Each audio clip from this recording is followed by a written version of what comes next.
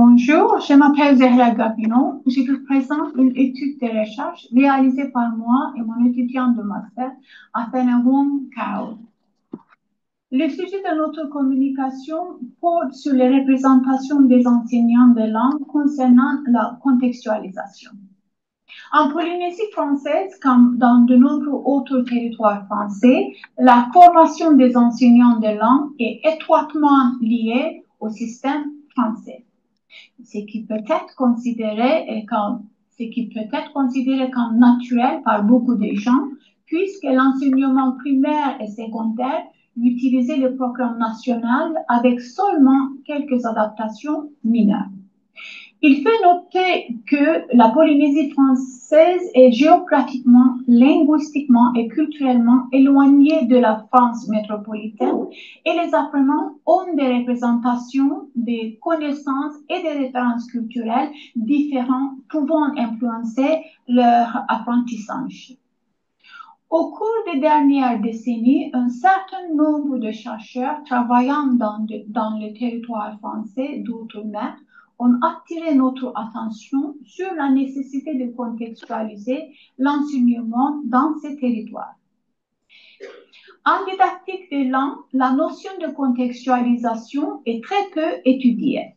Nous avons donc décidé d'en savoir plus pour découvrir comment la contextualisation est perçue et appliquée dans l'enseignement des langues. Notre étude s'appuie sur deux positions théoriques complémentaires. La première est la théorie de la contextualisation. Parmi les chercheurs, on peut citer Ansiaux, Delacroix, Forissier, et Sauvage et Tupin. À noter également que la revue Contexte et Didactique, publiée par l'Université des Antilles, consacre ses publications spécifiquement à la contextualisation. Notre deuxième position théorique est les approches plurielles des langues et des cultures. Les approches plurielles des langues et des cultures s'appuient sur des activités incluant plusieurs variétés linguistiques et culturelles. Elles visent à développer les compétences plurilingues et pluriculturelles. Pour cette position, nous pouvons sans hésiter citer Candelier. Ces deux théories reflètent non seulement notre position théorique, mais aussi notre position philosophique concernant l'enseignement des langues. Sans entrer dans le détail, je voudrais aborder notre position théorique centrale, la théorie de la contextualisation. En s'inspirant du modèle proposé par Sauvage et Tupin, Delacroix et ses collègues définissent trois niveaux de contexte. Macrocontexte, le contexte national, les écrits et les délibérations officielles de l'État. Mésocontexte, le contexte régional et territorial. Et enfin, microcontexte, le contexte de la classe et l'établissement. Delacroix et ses collègues définissent la contextualisation comme un phénomène à deux niveaux, faible et fort. Ils définissent la contextualisation faible comme la création de supports pédagogiques où les exemples sont remplacés par des exemples locaux sans changer le message du support original. Et la contextualisation forte comme la reconsidération de programmes de manuels et de formation, l'adaptation de l'ordre et de la nature des concepts enseignés dans des contextes didactiques spécifiques. Sauvage et Tupin considèrent la contextualisation pédagogique à trois niveaux, ontologique, situationnel et authentique pédagogique. La contextualisation ontologique se concentre uniquement sur l'expérience personnelle de l'apprenant. La contextualisation situationnelle se réfère aux pratiques d'enseignement basées sur l'expérience en classe et la contextualisation authentique pédagogique se réfère aux pratiques basées sur l'expérience en dehors de la salle de classe.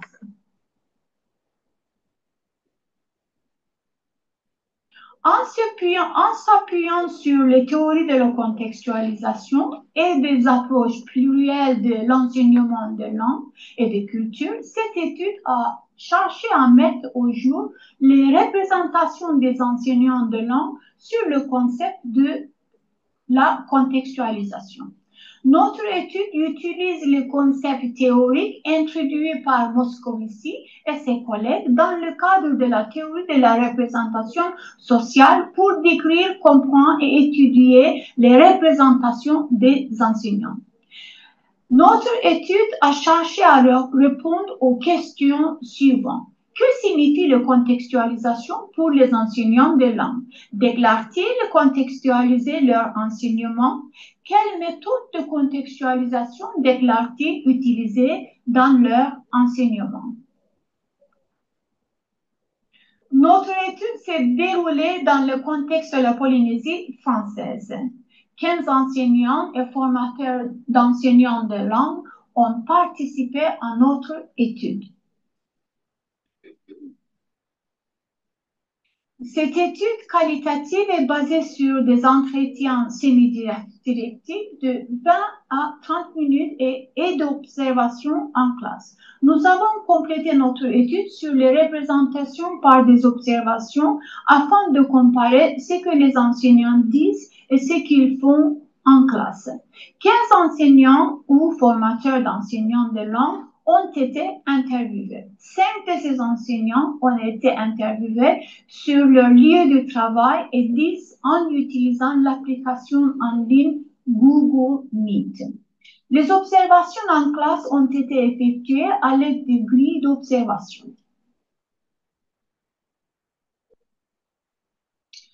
Notre étude utilisait des techniques de codage itératif pour analyser les données obtenues via les entretiens. Les étiquettes, les codes et des catégories ont émergé des données.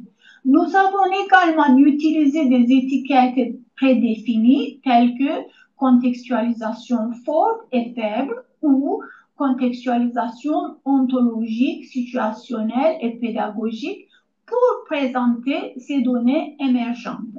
Les données obtenues via les observations qui ont utilisé des grilles d'observation ont été analysées en positionnant les données émergentes dans les catégories globales. Le principal type de contextualisation que nous avons observé a été la contextualisation pédagogique.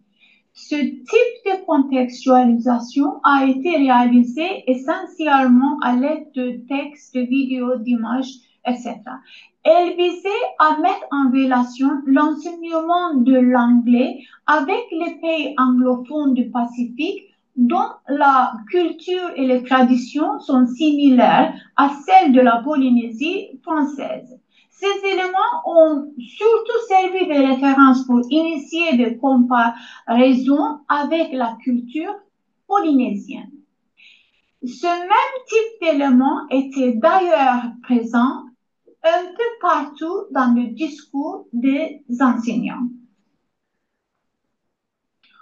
Au total, 99 observations en classe ont été effectuées pour déterminer si l'enseignant utilisait la contextualisation pendant ses enseignements.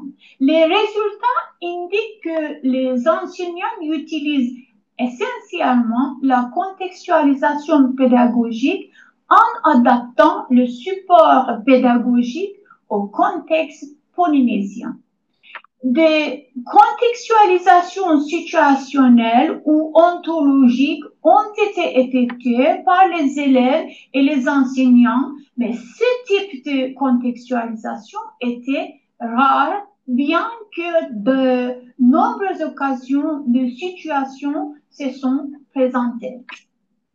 Les résultats de cette étude révèlent une diversité de positions et de points de vue sur la contextualisation dans l'enseignement des langues.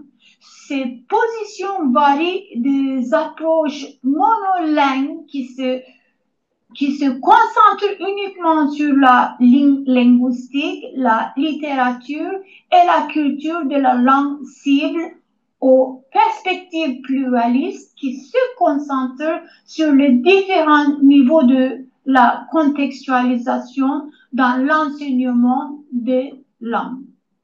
Dans les leçons que nous avons observées, nous n'avons pas constaté l'utilisation de méthodologies plurilingues, bien que l'intégration des connaissances culturelles ait été présente de manière consciente.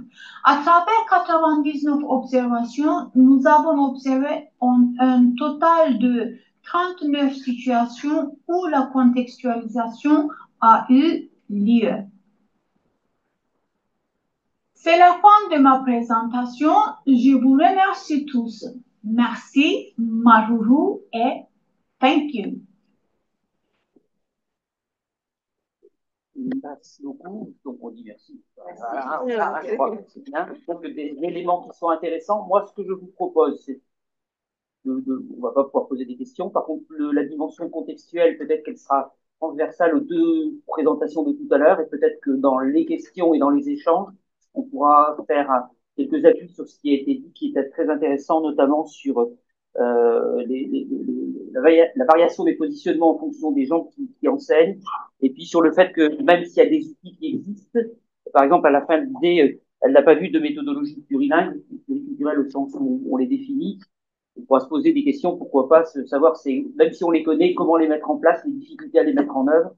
Tout à l'heure, on a parlé de la situation à Madagascar où même si des enseignants que moi, par exemple, j'ai pu rencontrer, connaissent ces entrées, ont ces capacités à les maîtriser d'un point de vue théorique, la difficulté à les mettre en œuvre ou à les faire mettre en œuvre par des personnes qui n'ont pas le même regard, qui n'ont pas la même formation et qui n'ont pas le même bagage linguistique, même s'il est pluriel, mais avec des différences de pratique et de connaissances sur ces différents